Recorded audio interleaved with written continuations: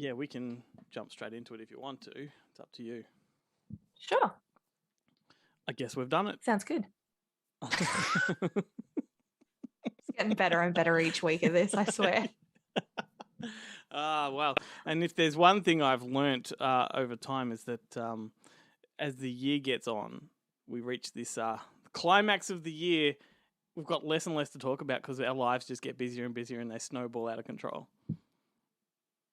There is nothing new in my life apart from Elf on the Shelf had to make an appearance to try and calm some tantrums. So we're going to see if that works. But other than that, I have zero news. Awesome. Zero. Well, it's been a great video. I wish you a Merry Christmas and I'll see you next year. Christmassy. Elf on the Shelf. Yeah. Let's see how we go. G'day, everybody. Glenn and Chloe here from Up Late. I'm Glenn. I'm Chloe. We got there. There's a bit of a delay. That's my name. Don't wear it out. I didn't prep you because I thought, no, after last week, I kind of got told. You know, if you read between the lines, I got told. Did ya? Yeah. By you. I remember. Because I keep talking all over your intro, and you're like, we'll get it right. And what I took that to mean was, I'm a big girl. I can do this myself. I can't do this myself. If history has taught us anything, is that I can't do the intros by myself because I can't. No, I'm not good. So you're the host. Looking at this is with the most. This is a new angle for you. So I'm either looking up to you or you're looking down to me. Oh yeah, I'm a little bit askew today. That's all right. I don't wear pants either. So, Sorry to break it up.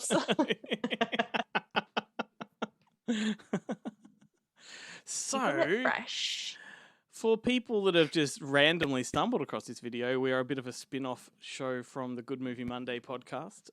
We ramble on about movie stuff that's happened throughout the week, and we usually drink coffee. I did not have time to make a coffee tonight, so I'm on the water. I ran out of coffee today. How does that happen? Yeah, because I've been lazy and I haven't gone to the shop. So I ran out of coffee, didn't feel like tea, so I brought in a Pepsi Max, but it's all the way over there, and it's too late to get it now. So, well, you can if you want to, or do you have an elf on the shelf that can pass it to you? Buddy's preoccupied at the moment, talking to Santa. So, okay, the Pepsi Max can wait. It's fine. You sure you don't want to get it while I pad the air? No, it's all good. It's all good. It's all good. If I just slip off screen at some point, you'll just have to just keep it rolling, man. All right, because I'm just parched. I'll do that. So I'm not gonna ask you what's new. Although you did tell me during the week that you had watched a new film.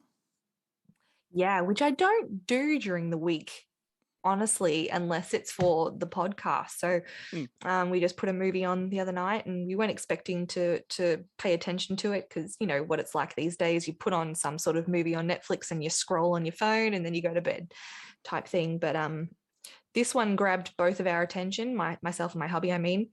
And we watched till the very end. And we've said this before. I've said this before on the podcast. I don't watch emotional movies that make me cry because I don't like to do it. Bawling. I was bawling, and it was embarrassing, and I hated it. But I loved the movie so much. All right, let's touch upon this. So this is like a sequel conversation to the one we had the other week. And I said to you, like, you told me that you don't like to have that emotional reaction to a movie, that you avoid them at all costs. And I said, but don't you feel that connection, and doesn't that like empower you? How did you feel about connecting with a film like that? Did it make you feel amazing afterwards? I felt extremely vulnerable, and there was a little bit of regret watching it because I didn't want to be emotional, but I wouldn't take it back for the world.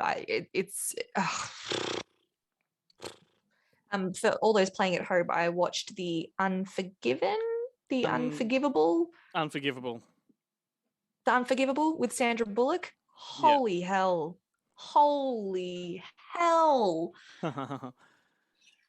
Amazing. It's just it's amazing. You do react very strongly to films, I gotta say. Like for someone for someone that likes to detach emotionally from these films, regardless of the film, if you love it or even if you hate it, you react very emotionally. Yeah. Oh, absolutely. Absolutely. Yeah. If I really connect with something, I'm going to be very pingy about it. That's my word. I ping about it. It's just, and this one just grabbed me. It's a very interesting little juxtaposition we've got here, because I approach films and react to them on an emotional level as well, but I don't ping off them. My emotion comes out in like a review.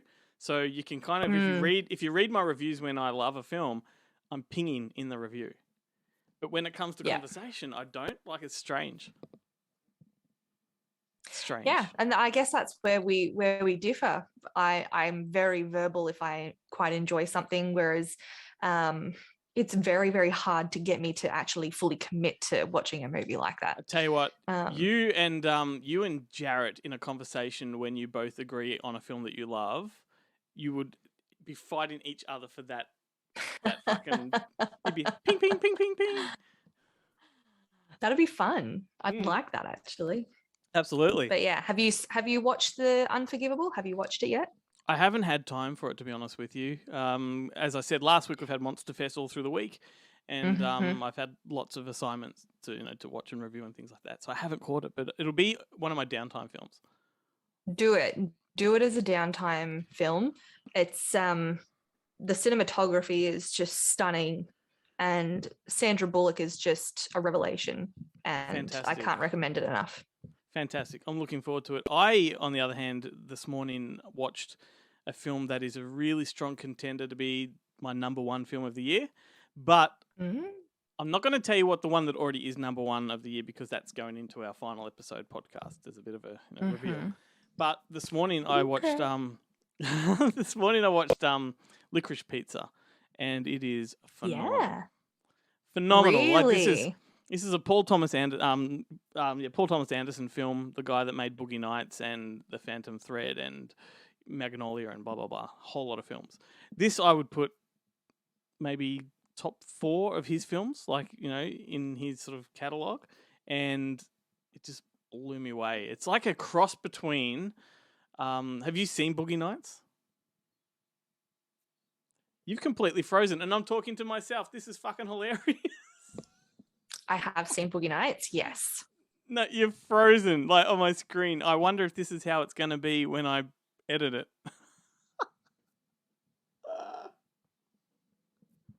Or are you just throwing your voice ventriloquism style? I'm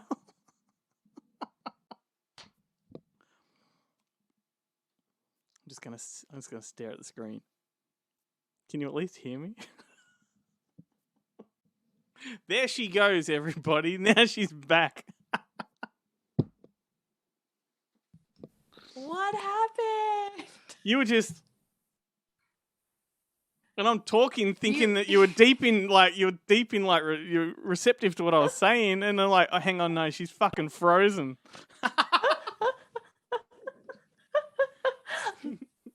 I'm just going to be like this, so I do look really interested. So if it does freeze again, then I'm really interested in you. Bloody hell. I heard, the last I heard was, have you seen Boogie Nights? And I said, yes, I have seen Boogie Nights. And have you seen Punch Drunk Love? Oh, that's a good question. I'm not sure. Adam Sandler film by the same director, and Once Upon a Time in Hollywood, the Quentin Tarantino film. So if you mash all 3 of those together, that's Licorice Pizza, but it does stand onto its own. It's a fantastic film. Yeah. That sounds awesome. Yeah, but you see how I don't ping? Like, that's the funny thing, isn't it? I like the way you phrase that. You ping about things. Yeah. I mean, you pinged a little, but not as pingy as I'm when I enjoy something. Your little meter in the middle goes ping. It does. Yeah. Yep. Mine just sort of goes. Is that a true story? Ask Mel. She's pinging right now. I want a cameo. Hang on. I'll text her. Oh, gosh. I did watch a trailer. While you're texting her, I did watch a trailer a little bit earlier as well for the new Zac Efron movie called Gold. Gold, the one that's directed by Anthony. I want to say it's the guy that's in it with him. Anthony, what's his name? Heald. I've got it right here. Okay. I've got it right here. Anthony Hayes. Hayes, he directed it, and he's the co-star. Yeah, it looks pretty good. Right. I obviously love Zac Efron because he's just stunning piece of work. And obviously High School Musical was right, in my era. So the floppy hair, the singing, it just got me. So I've always been a Zac Efron fan, but he's always done like very sort of similar roles, romantic, hot boy type things. And then I saw him in this. I'm like, ooh. And I'm really excited to watch him in this because he gets dirty and gritty and dark and looks good. I've got a lot of time for him. I do like him a lot. And Melissa has just seen my message, so let's see how she reacts to this. She'll do it. Okay, I just want like a leg in screen. Okay, hang on, she said. So for everybody playing at home, she bought these leggings that are like Santa elf leggings that I know she's going to wear in public. And I guess you're going to have a look at them in a minute. So far out. Quality content we have. You're going to have so many TikTok videos from this. Okay, well, yes. God. Actually, yes. Bring it on. I'm not embarrassed at all. What do you do? Don't make that a thing, Chloe. TikTok. Don't make that a thing. I regretted that the second I did it. I'm not that guy. But you are a little bit, yeah, Yeah, okay. What can we talk about in the meantime? Well, Christmas. Let's talk about Christmas movies. Have you watched any other Christmas movies with your kids since we last spoke? No, we've been flat out busy. We haven't had a chance. But we've been reading some Christmas stories and stuff just before bed. But I did hear about a new Christmas movie that I do want to watch because I love Brook Shields, and apparently she's in a new one, and I want to watch it because I think Carrie Elwes is in it with her as well. So yeah, I want to watch that. Well, I'm not like being facetious here. How do you love Brook Shields? Oh, she's stunning and gorgeous, and she just. Well, not just that she's stunning and gorgeous, but she's been in a couple of my favorite movies. Well, I just think she's great. Back in her day, she's the classic case of child that's been exploited by Hollywood. But she's made some great films back in her young years, teenage / post-pubescent. But she doesn't really make stuff anymore. Like nothing. She's a Hallmark actress. Well, yeah, but that's the thing, right? She was put in a box. She was overly sexualized. And so I think she was kind of trying to break away from that.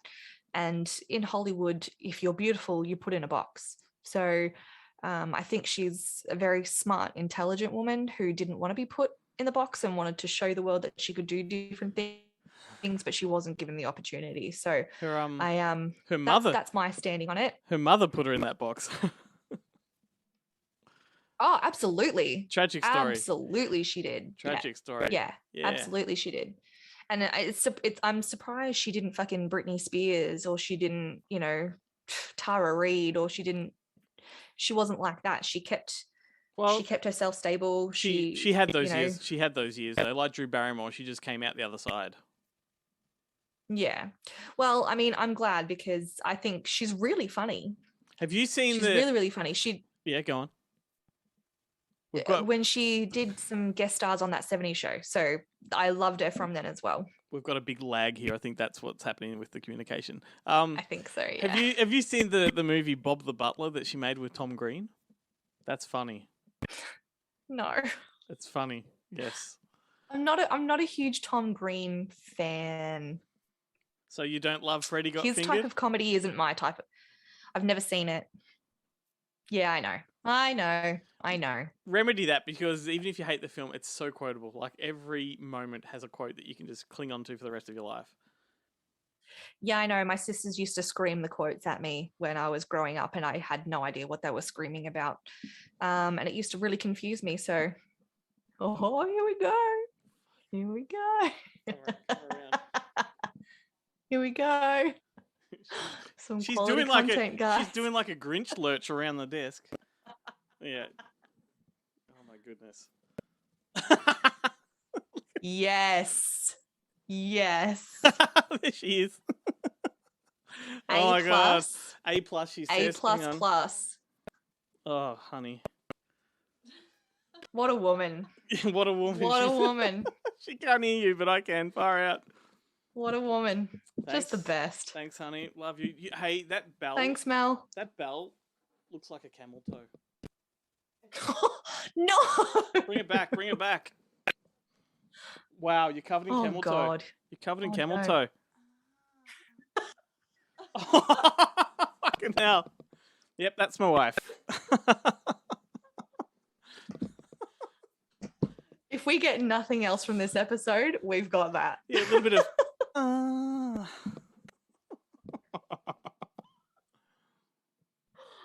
Oh, gosh. I'm not 18 plus, kids. 18 plus. I'm not going to apologise for that. Don't. Never apologise. Where do we go from there? Well, I mean, we left off from Freddy Got Fingered. We went to the camel toe legs. Yeah. And now we're here. That's right. From Freddy Got Fingered to Melissa Got Fingered. Like... We're keeping in theme. It's still a Christmas theme too. Well. What about there has been some sad news, but we can do it in a very sort of celebratory way. Anne Rice passed away this week, which was really interesting because the day she passed away, which when we're recording this, it was yesterday. Yeah. I was researching her for like a potential article. Like I was scrolling through, reading, like I know about her, but I was reading some in-depth stuff about her Vampire Chronicles because they're doing a TV adaptation of the Vampire Chronicles, which we can talk about as well, even though it's TV. Yes, so that's what I was like. I never want to talk about TV. I don't, but I will do it this time because, you know, it's steeped in literature and it's been filmed before, so it'd be an interesting conversation. But yeah, then about 3 hours later, I just read that she died. I'm like, wow. Wow. There's your curse coming back to haunt you. And you need to stop, okay? You need to stop. Yeah, far out. Like, back up that truck for the newbies that are watching, as I used to mention celebrities on every episode of the show, and the next week they'd pass away. So we try having a movie show when that happens. Oh, I know. You're bad for the business, man, honestly. Well, she was 80 years old, and that was a bit surprising. On one hand, it was surprising. On another hand, it wasn't, because, you know, you consider that she wrote the Vampire Diaries. Sorry, Vampire Diaries. Interview with the Vampire. Yeah, I know, close call. She wrote Interview with the Vampire, like, you know, back in the mid-70s. Yeah, you know, thereabouts, I think it was. Yeah. Yeah. So I read Interview with the Vampire. I've still got my copy that I bought 15 years ago, and I've read that book. I can't tell you how many times I read that book, but the first time I read it, I was over in the United States, and anytime I read that book, it takes me straight back. And so I have really good memories associated with the story and where I was when I read it, and it's still to this day one of my favorite books. If only you read it in New Orleans, wouldn't that be amazing? I did take it with me on my honeymoon when I was in New Orleans, but I was violently ill, so I didn't get a chance. Okay. Yeah. You should have been reading The Exorcist instead. I was The Exorcist, so I mean, hubby's sitting on the corner of the bed just going like, no, he went out on Segway tours while I was vomiting. It's all good. I made him leave. Well, there's something like 13 books in the Vampire Chronicles saga, and then there's like 2 spin-off series that are connected to it. So all up, like, you've got over 20 books, I think, that connected, because there's a witch series. I don't know what it's called. Okay. A series about witches, but they cross over. And then I don't remember what the other one was about, but something. I think it was younger vampires from elsewhere in the world. Yeah. But she's also... she's also... I've read... Yeah, go on. I've read Vampire Armand and Queen of the Damned as well, so they're really good ones as well. I didn't think Queen of the Damned was a good movie because I can't remember anything about it after I watched it. Interview with the Vampire, I could go back and watch a million times over, even though it's got Tom Cruise in it. Apologies to director Michael Reimer, who watches and listens to our podcast. Sorry. No, that's all right. It's you know what? Queen of the Damned, the movie, is a movie that here in Melbourne has a strong place in people's hearts because a lot of people our age were in it, right? They did extra work and stuff like that. trust me to shit all over it. No. But I'm getting to that. Like, it is a pretty bad film, right? But I do think over the years, it's one of those bad films that gets a little bit better because its age adds to it, if that makes sense. Yeah. Well, I mean, I haven't watched it in an extremely long time, so I could revisit it, but nothing will ever beat Interview with a Vampire. The other thing, too, is now you've got so many vampire TV shows. You've got your True Blood and your Vampire Diaries and all that kind of stuff, right? It makes Queen of the Damned fit in because that kind of had a direct-to-video kind of look to it, and it kind of has that TV look. So we're used to seeing vampires that are like the Queen of the Damned vampires now. Back then, it was just such a jarring difference between Interview with the Vampire, you know? Yeah, exactly. And I think that's what really sort of sealed the deal for me on that. So, you know what? You could be right, and I'm willing to give it another shot. So, I'm sorry, and I will revisit. No, if you don't like it, you don't like it. I don't love it, but I do pop it in every few years. I'll go back to it just when you feel like something a bit no-brainer. It didn't make a mark on me, and that could have just been me at the time, or it could just be non-memorable for me. So other than those that were invited to Altona to be in the rave sequence, if you know, dress up gothy, tones. Yeah, it doesn't resonate with anyone. So, but it does have Stuart Townsend in it, and he's cool. Yeah, that's true. But let's talk about the adaptation. I don't know what network it's on. It's getting a series based on the books. I think it's going to start with Interview with the Vampire and then cover as many books as they can before they get axed, I guess. That's great. Yeah, that's great. The cast. I'll be all over it like a rash. I did write these down because there's no way I was going to remember them. But the creators of the series are the guys behind. Individually, they're behind several different shows, but all together they have collaborated on like Mad Men, Sopranos, Better Call Saul, Boardwalk Empire, and the cast is, I don't know these names, Jacob Anderson, who's from Game of Thrones. He's Louis. And Sam Reed, who's Jacob Anderson. Okay. And I don't remember him. There's an Aussie actor called Sam Reed, and he's from The Railwaymen and a few other things. He's playing Lestat. And then actress called Bailey Bass from the upcoming Avatar sequels is playing Claudia. Wow, okay. Yeah, so something to look forward to. You know, I think Anne Rice's stories will play well on television. I think so too, but the issue with doing the series is with Interview with a Vampire, Claudia obviously is a child that doesn't age. So like it'd have to be sort of just one series, or they'd have to smash out two series straight away together, so she's not aging. You just interchange actors every season. That works. That's fine. No, Glenn, no. Well, look, don't ask me how or where or why, but there have been plenty of examples where they interchange actors and it works just fine. And, you know... Didn't work in Game of Thrones. Okay. We can argue about this all day. I have no desire to argue this point whatsoever. You're too tired, I can tell. I am. Anne Rice also wrote erotica novels, and one was made into a film that's considered to be one of the worst films of all time. Naturally, I have a tendency to like these things. And it was directed by Gary Marshall, who did Pretty Woman and Princess Diaries and all the great rom-coms. And it starred Dana Delaney, who is incredibly sexy, Rosie O'Donnell, who is the complete opposite of that, Dan Aykroyd, who is also incredibly sexy, Dan Aykroyd, and Paul Mercurio, you know, Aussie from Strictly Ballroom.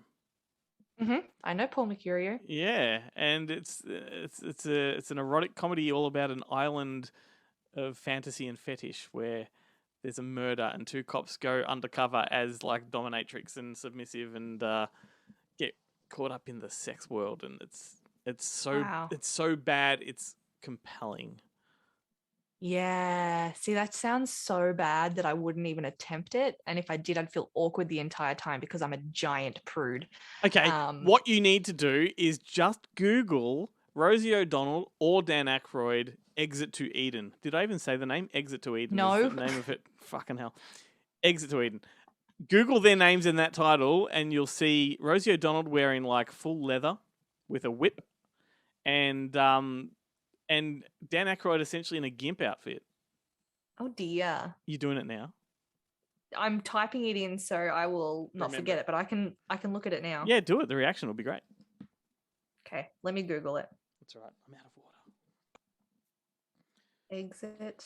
I mean, that's it. I've got my Melissa moment. We're going to have your Rosie dominatrix moment. It keeps going T, Rosie O'Donnell.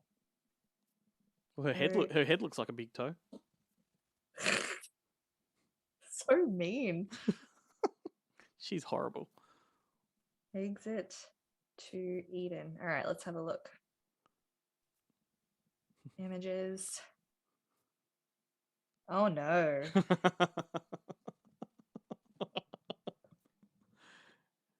Yeah. She doesn't look half bad.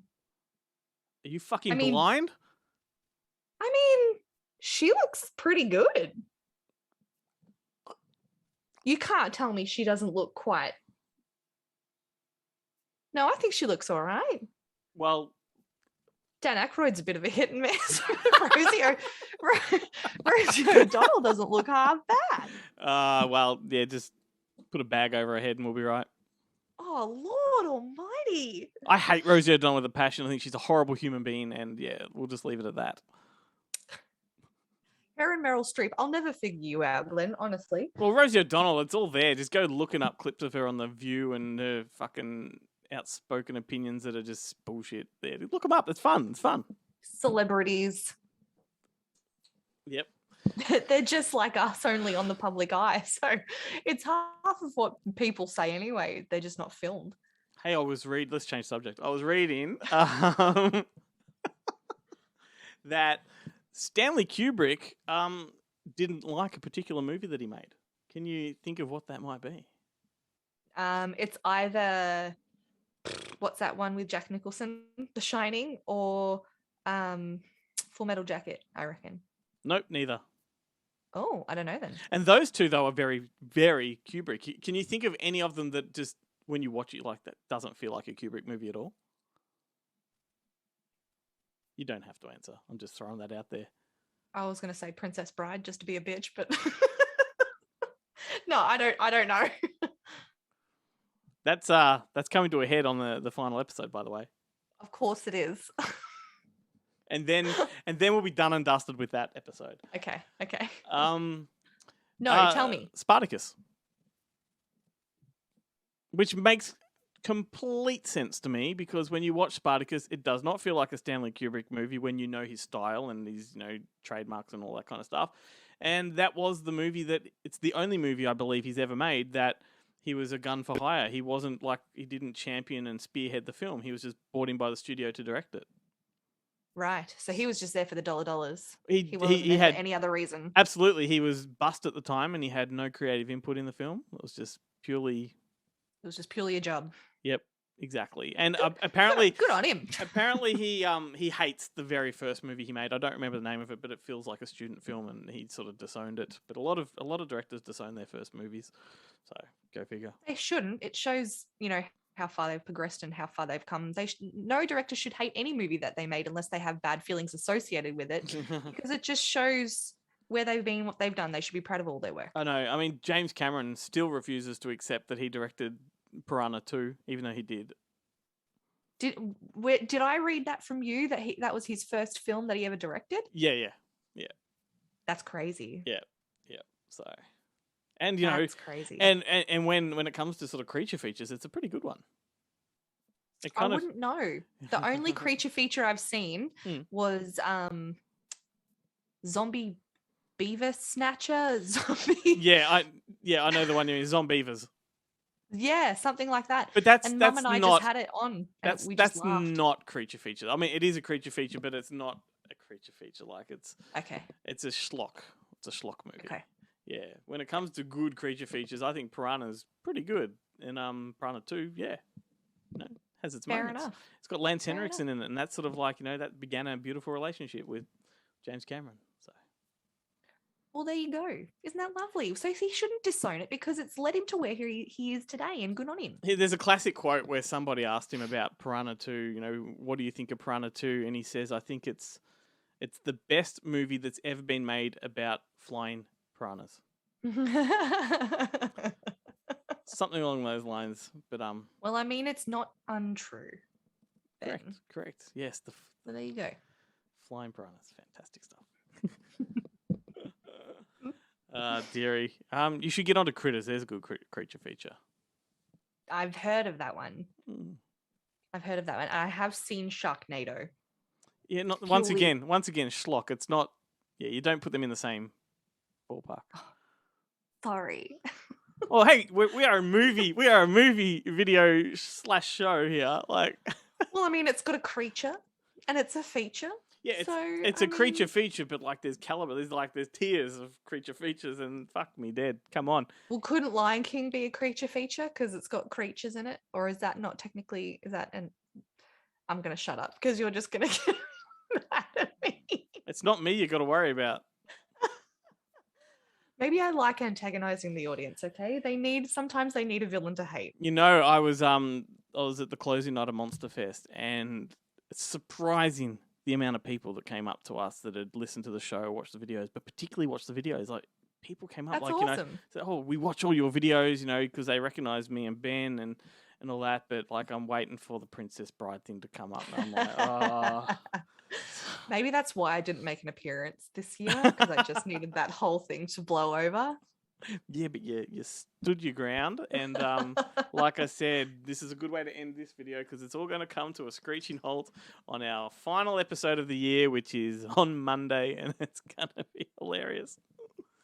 Oops. You'll love me next year, maybe. You did since last week, you watched Tia's reaction to your Princess Bride saga. What a moment. Look, I have no doubt that pretty much everyone is going to disagree with me, and that's okay. And I'm slowly coming around to see your point of view. No, but what I'm going to be doing, and this is no spoiler by any means, but on the final episode, we're going to have the conclusion of that debate, but you have introduced a new debate that I'm going to put to everyone else. Oh. That is a Christmas movie. Oh. So now I'm going to definitely be the villain. Okay, cool. No, I am going to... Just call me Venom. I am jumping over the net. I'm on your side of the court, and I'm going to put that one to them. That's not really? That's not to say I think it's a Christmas movie, but I'm very open to the suggestion, and I want to talk about it with them and see what they think. I want to see what they think too. Yeah. Interesting. Exactly. Anyway, this has been an interesting one full of camel toes and fingering and all other shenanigans, I guess. And I am really tired. Oh yeah, little dingy ding ding ding ding ding ding. And you're just all I hurt my elbow. You are really tired, dude. You are like I'm surprised you're not like a desk. I will catch you on the next one. Yes, you will. Toodaloo. See ya. Motherfucker.